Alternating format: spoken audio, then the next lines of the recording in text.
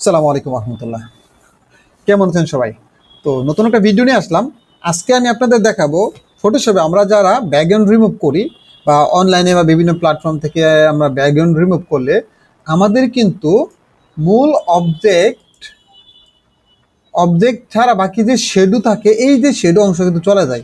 এখন আমরা যদি কন্ট্রোল জে দেই তাহলে আমরা দেখতে পাবো যে আমাদের এখানে কিন্তু কোনো শেডো নাই। তো এই জিনিসটা আসলে কখনো রিয়েলিস্টিক একটা ফিল দেয় না। তো আজকে আমি আপনাদের দেখাবো কিভাবে আপনি এই শেডো সহকারে আপনি ব্যাকগ্রাউন্ড রিমুভ করবেন, যেখানে এটাকে আপনি যে কোনো জায়গায় প্রেস করলেও ওই শেডো থাকার কারণে এটা রিয়েলিস্টিক একটা ফিল পাবেন।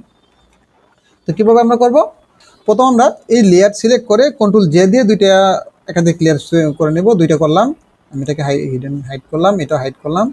তো এখন আমি এখান থেকে অবজেক্ট সিলেকশন টুল সিলেক্ট করে আমি এটাকে জাস্ট সিলেক্ট করতে পারি, এভাবে সিলেক্ট করতে পারেন অথবা ক্লিক করলে হয়ে যায়, যেভাবে আপনার সুবিধা।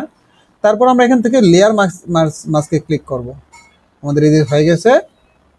এখন আমরা 2 নাম্বার লেয়ারটা সিলেক্ট করব। এখান থেকে কন্ট্রোল আমরা প্রেস করে এইখানে ক্লিক করব মাস্কের উপর। তাহলে আমাদের মূল অবজেক্টটা সিলেক্ট হয়ে গেছে। এখন আমরা চলে যাব হচ্ছে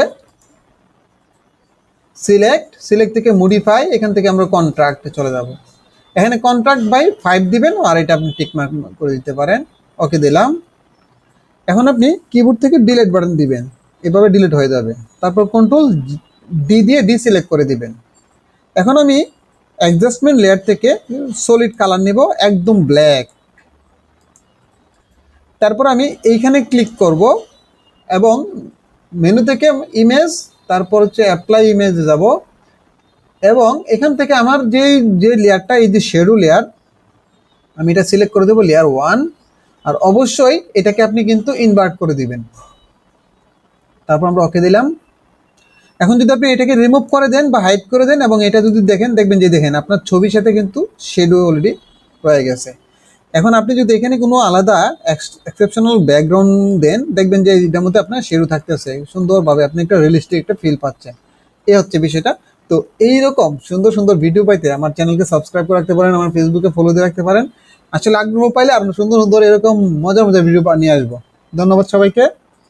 আসসালামু আলাইকুম।